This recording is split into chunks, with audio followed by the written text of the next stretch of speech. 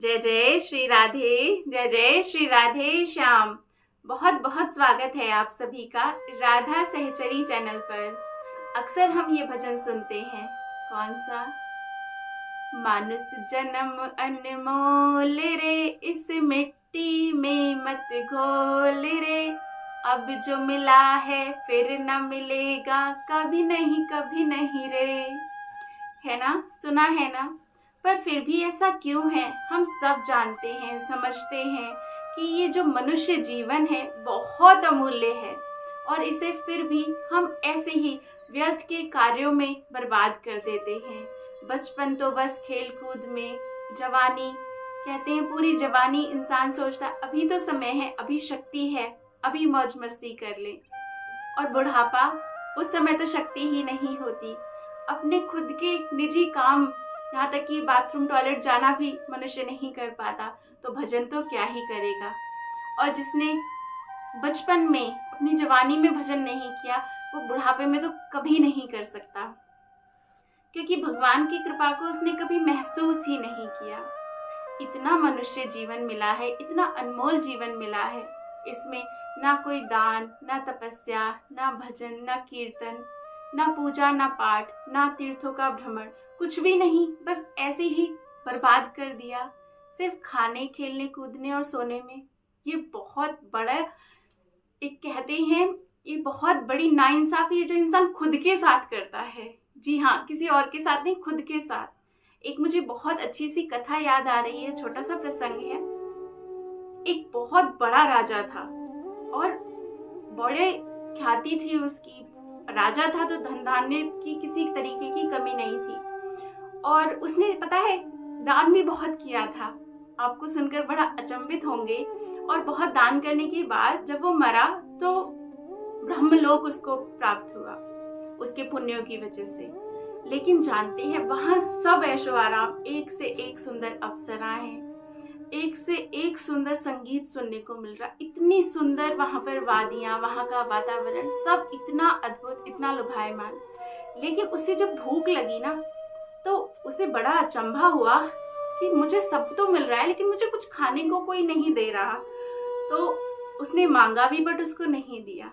वो ब्रह्मा जी के पास गया, उसने कहा, ब्रह्मदेव, मैं आपके लोक में बड़े आनंद में हूँ, लेकिन मुझे बड़ी भूख लगी है। यहाँ सब कुछ है लेकिन सिर्फ भोजन नहीं है, ऐसा क्यों? और मुझे बड़ी भूख लगी है, आप कुछ करिए। तो जानते हैं ब्रह्मदेव ने क्या कहा? ब्रह्मदेव ने कहा, जो भी स्वर्ग लोक है, ब्रह्म लोक है या कोई और लोक, वहां पर वही मिलेगा जो तुमने दूसरों को दिया है। उन्होंने कहा कि तुमने अपने जीवन में बहुत दान तो किया, लेकिन तुमने कभी भी अनाज दान नहीं किया, कभी किसी भूखे को भोजन नहीं दिया, और इस वजह से आज तुम्हें सारे ऐशो आराम, सारी सुख सुविधाएं तो मिली हैं और मिल रही हैं, लेकिन तुम्हें भोजन नहीं मिलेगा, क्योंकि यही नियम है। अब ये बात सुनकर तो वो बड़ा अचंभित हो गया। अब कैसे होगा, अब मैं क्या करूंगा? तो ब्रह्मदेव ने कहा, उन्होंने उसका शरीर, जो मृत शरीर था, वो दिखाया कि देखो, वो तुम्हारा मृत शरीर है।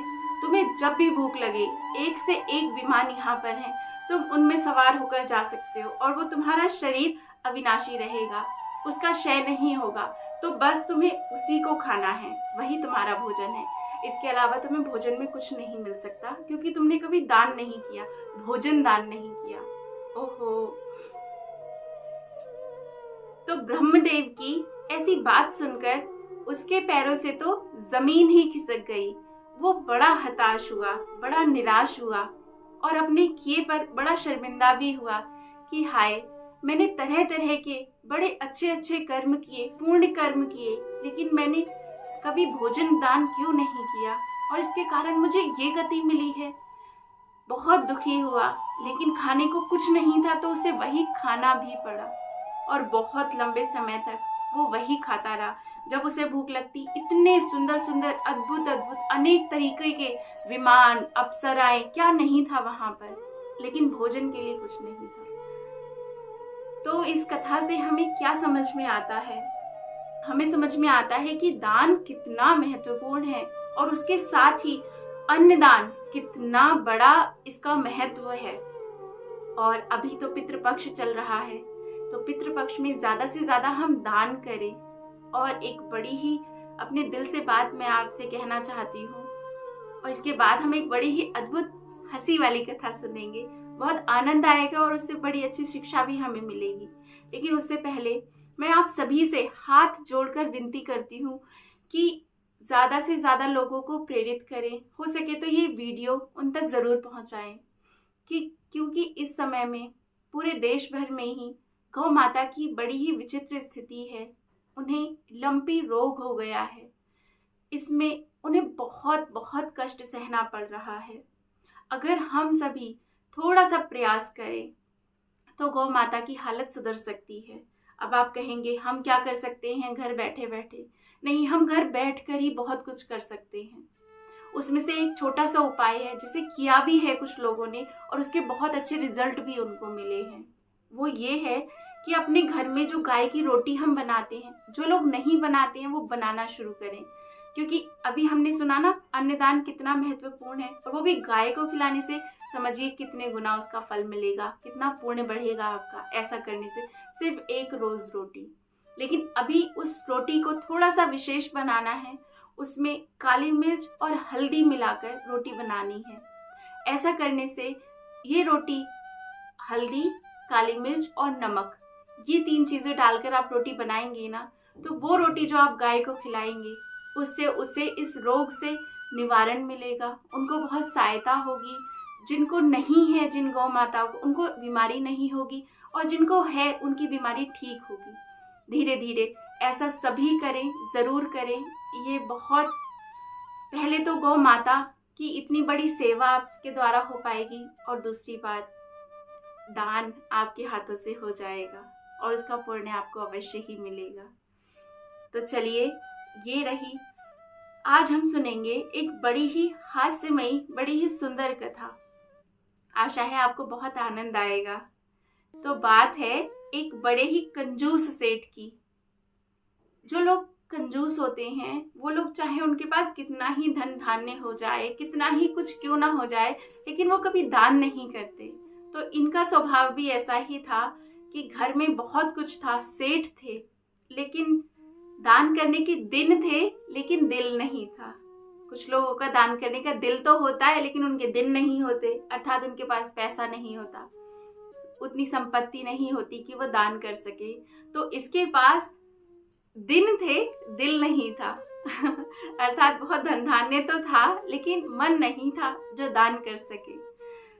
तो ये दान ना करने की वजह से कि कहीं पैसा ना खर्च हो जाए, बड़ा ही कंजूस आदमी क्या करता था, कोई धर्म कर्म का काम नहीं, क्योंकि पैसा लगेगा।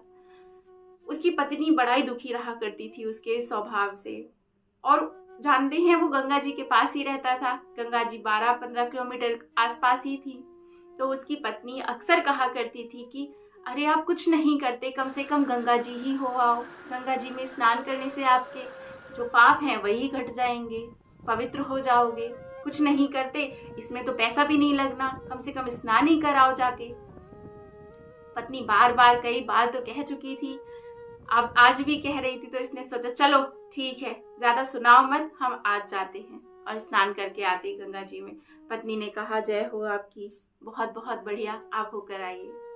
तो ये निकला घर से सुबह सुबह कि हम कल जाएंगे। चलो ठीक है, निकलता है तो कहता है कि अपना ध्यान रखना और हम शाम तक वापस आ जाएंगे। पत्नी ने कहा आप जा रहे हैं, मैं अपना पूरा ध्यान रखूंगी, घर का ध्यान रखूंगी, आप बस हो आइए, ये बहुत अच्छा काम हो जाएगा आपके हाथों से। तो ये चल पड़ा।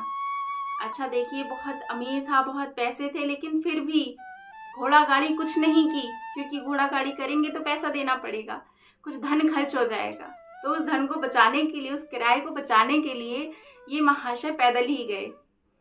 पैदल जाते जाते 12 किलोमीटर तक।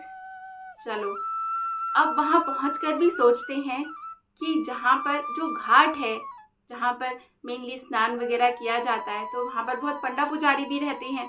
तो वो मिलेंगे तो मुझसे दान मांगेंगे, ज़रूर ही मुझे दान मांगने के लिए कहेंगे, और मैं नहीं दे सकता मेरी हिम्मत नहीं है दान देने की। सो उसने अपनी बुद्धि लगाई। ऐसे लोगों के पास बुद्धि भी खूब होती है। तो सोचता है चलो को घाट पे चलते हैं, मुर्दा घाट पे चलते हैं। मुर्दा तो वहाँ तो ज़्यादा कोई होगा नहीं, कोई भी नहीं होगा, पंडा भी नहीं होगा। अच्छा है, मेरा स्नान हो जाएगा और मुझे किसी को कुछ देना नहीं पड़ेगा। तो ये मुर्दा घाट पे चला गया और वहाँ जाकर गंगा जी में डुबकी लगाई। अब भगवान तो हमारे हर समय हर किसी की हर एक क्रिया को देख रहे हैं, है ना। वो सब कुछ नोटिस कर रहे हैं। तो भगवान देख रहे, अरे भाई ये तो बड़ा ही निराई कंजूस आदमी है, चलो इसके मजे लेते हैं। हमारे कन्हैया इतने नटखट है ना हमारे भगवान, तो उनको भी मस्करी सूझी। तो उनने सोचा चलो आज देखते हैं ये कहाँ तक चलता है।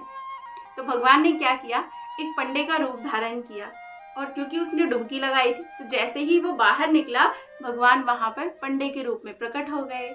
यजमान की जय हो, यजमान की जय हो, यजमान की जय हो। अब ये तो खूब घबरा गया, अरे बाबा जब मैं गया था तब तो यहाँ कोई नहीं था, ये कहाँ से आ गए। तो बाहर निकलता है, चलने को हुआ, और पंडा जी अरे अरे यजमान कहाँ जाते हैं, जब तनिक रुकिए तो सही, थोड़ा दान धर्म कर लीजिए। तो उन्होंने कहा नहीं नहीं, हम कोई दान नहीं करेंगे, और हम दान करेंगे कहाँ से, हम तो कुछ लेकर ही नहीं आए हैं, हमारे पास तो फूटी कौड़ी नहीं है जेब में। अजी कैसी बात करते हैं। पंडित जी ने कहा ऐसे मत कहिए, हम तो वैसे भी संतोषी ब्राह्मण हैं, हम तो ज़्यादा किसी से कुछ मांगते ही नहीं, बस आप जैसे कुछ अच्छे महाजन आ जाते हैं और हमारा एक एक वर्ष का इंतजाम कर देते हैं भोजन का, फिर कहीं मांगने की हमें जरूरत भी नहीं होती। तो उन्होंने कहा एक वर्ष नहीं नहीं, मैं नहीं कर सकता। चलो कोई बात नहीं, आप 6 महीने का कर दो। 6 महीने? नहीं नहीं, मैं 1 महीने का भी नहीं कर सकता। अच्छा 1 महीने का भी नहीं कर सकते, चलो 1 दिन का कर दो। बोले मेरे हाथ जोड़े, मैं तो भैया 1 दिन का भी नहीं कर सकता, मेरे पास नहीं है कुछ देने के लिए। पंडित जी बोले अरे ये कैसी बात करते हैं आप, चलो उधार ही कर लो, कम से कम उधार में दे दो, मैं आ जाऊंगा कभी आपसे मांगने के लिए आपके घर पे। तो इनने सोचा ये सही है, पीछा छुड़वाने के लिए चलो कह देता हूँ उधार ले लो, लेकिन कौन ये मांगने आएगा इतनी दूर। तो बोले कितने दोगे? तो बोलता है कि हम तुम्हें चलो उधार देते हैं 1 धेला, सिर्फ 1 धेला, इससे ज्यादा हम नहीं दे सकते। भगवान ने कहा चलो कोई बात नहीं, लेकिन संकल्प करके जाओ कि दोगे। तो उन्होंने कहा हाँ हाँ संकल्प करा लो। उसने भी सोचा 1 धेला लेने कहाँ इतनी दूर आएंगे ये, तो संकल्प कर दिया अभी तो जान छूटे। ऐसा कर कर फिर चल ले, और वही 12 किलोमीटर का रास्ता चलते चलते घर आए। शाम हो गई, खूब थक भी गए, और थक गए तो घर आकर पत्नी से कहा अब हम थोड़ी देर विश्राम करेंगे। पत्नी बोली अच्छा चलो आप विश्राम करो, कोई बात नहीं। ये बस लेटा ही था, नींद बस आने को ही हुई थी कि जो दरवाजा है मेन डोर, उस पर यजमान की जय हो, यजमान की जय हो।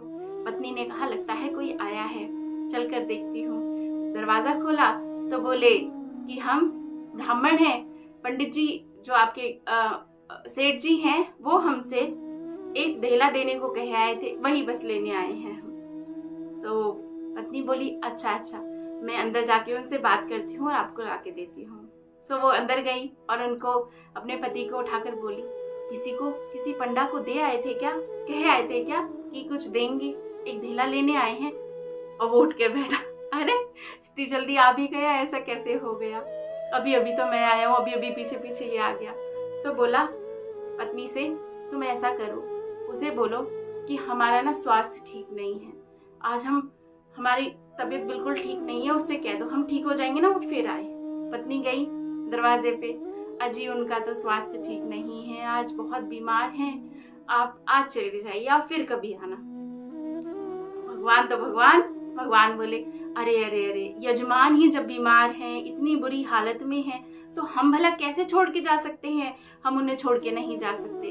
हम ऐसा करते हैं, हम आपके घर में ही रुक जाते हैं और आप हमें कुछ सादा सामान दे दो, हम अपनी रसोई खुद ही बना लिया करेंगे, आपको उसकी भी टेंशन लेने की जरूरत नहीं है।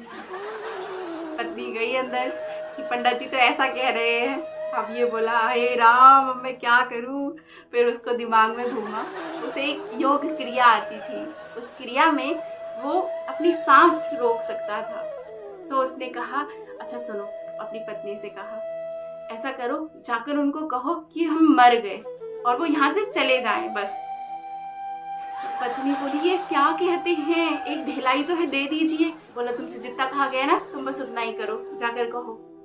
अब पत्नी बेचारी क्या करती, बड़ा रुआसा सा मुंह करके रोते रोते मुंह ढक कर आई। अजी अभी अभी वो तो चले गए। कहाँ चले गए? अजी उनका स्वर्गवास हो गया, वो तो चले गए, वो नहीं रहे, आप जाइए यहाँ से, मैं बहुत दुखी हूँ। ऐसे कह के पत्नी ने कहा। अब भगवान तो ओहो, अरे यजमान, हमारे यजमान चले गए और आप हमसे कहती हैं हम चले जाएं यहाँ से? नहीं नहीं, ऐसा नहीं हो सकता, जब तक उनका दाह संस्कार नहीं हो जाए, सारी क्रिया पूरी नहीं हो जाए, हम कैसे जा सकते हैं? अच्छा पूरे गांव को भी तो बताना है, आप स्त्री हैं, आप कहाँ जाएंगी? आप रुको, हम ही पूरे गांव को बता देते हैं कि सेठ जी नहीं रहे। तो अमित रूप प्रकटे ते ही काला, भगवान ने उसी समय अनंत रूप धारण की और पूरे गांव में 1 सेकंड में ही सबको बता दिया कि सेठ जी का स्वर्गवास हो गया। पूरा गांव उनके घर में इकट्ठा, और ये इनको सांस रोक के पड़ा हुआ ये आदमी इतना जिद्दी, भगवान कहते हद है, मतलब हद है। इतनी भी क्या जिद करनी।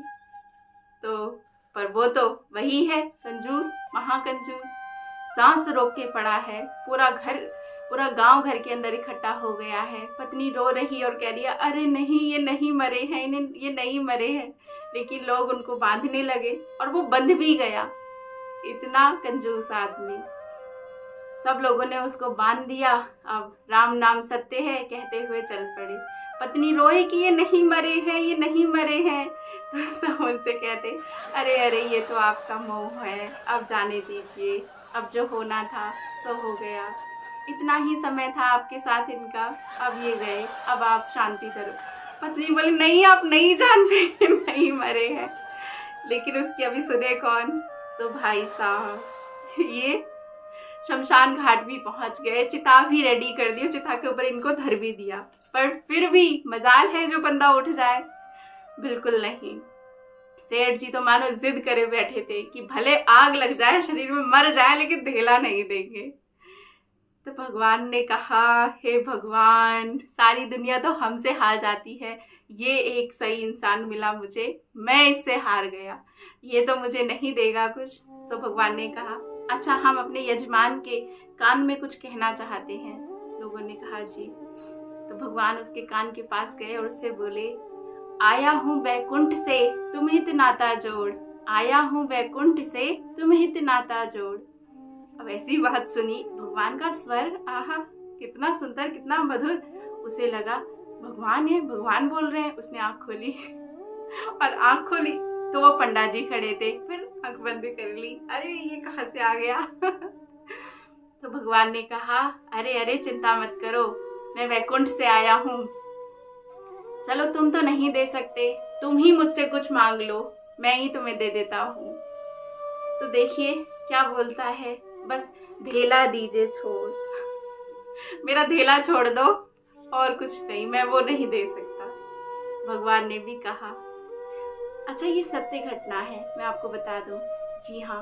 और इसके साथ ही इस कथा से हमें बहुत एक अहम बात पता चलती है कि इतना लालच, इस हद तक लालच, ये अच्छी बात नहीं है। हमारे सनातन धर्म में तो दान की बड़ी महिमा है, दान करना चाहिए जब अवसर मिले।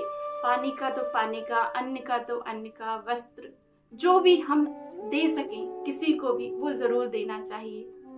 और अभी क्योंकि श्राद्ध पक्ष चल रहा है तो इसमें दान करने का और भी ज्यादा विशेष महत्व है। तो ज्यादा से ज्यादा दान करें, अपने पितरों के नाम पर दान करें, गौ माता को रोटी जरूर खिलाएं, कौओं को, कुत्तों को। कहते हैं इन 15-16 दिनों में जो हमारे पितृ हैं वो धरती पर भ्रमण करते हैं, तो इसीलिए इनके द्वारा वो भोजन ग्रहण करते हैं। जैसे गाय हो गई, कुत्ता हो गया, कौआ हो गया और ब्राह्मण, ये तो सबसे पहले हैं। तो इनके रूप में उनको भोजन मिलता है। तो बिल्कुल बिल्कुल बहुत ध्यान से ज़रूर करें, खूब दान करें, क्योंकि दान अल्टीमेटली मिलेगा तो आपको ही, और एक करेंगे तो 1000 गुना होकर मिलेगा। ये भगवान करते हैं कि तू थोड़ा कर, मैं तुझे बहुत दूंगा, लेकिन तू थोड़ा करने की हिम्मत कर, तभी तो बहुत मिलेगा। तो इसीलिए कभी भी दान करने से पीछे नहीं हटे। इस कंजूस की तरह तो बिल्कुल नहीं करें। और एक बहुत बहुत विशेष बात मैं आप सबको बताना चाहती हूँ। एक बहुत सुंदर सा उपाय है हमारे पितरों के लिए। ये किसी संत से मैंने सुना है, आपसे शेयर करती हूँ। अमावस्या के दिन, मतलब कि आखिरी जो पितृपक्ष का दिन होगा अमावस्या, उस दिन प्रदोष काल में अर्थात शाम के टाइम, जैसे 6 साढ़े 6 बजे के टाइम, उस समय दिया जलाएं पितरों के नाम से। और दिया कहाँ जलाना है? दिया जलाना है आपको किसी पानी के पास में, जैसे नदी हो, बावड़ी हो, कुआं हो, कोई ऐसी जगह ढूंढिए और वहां जाकर जरूर जरूर जरूर अपने पितरों के नाम से दिया जला के आइए। और दिया के जो बाती है, वो जो लौ है, उसकी दिशा दक्षिण रखिएगा। जी हाँ, दक्षिण, साउथ की तरफ उसका मुंह करना है दिए की बाती का जलती हुई, और वहां पर प्रार्थना करनी है कि मेरे पितरों को इसका फल मिले।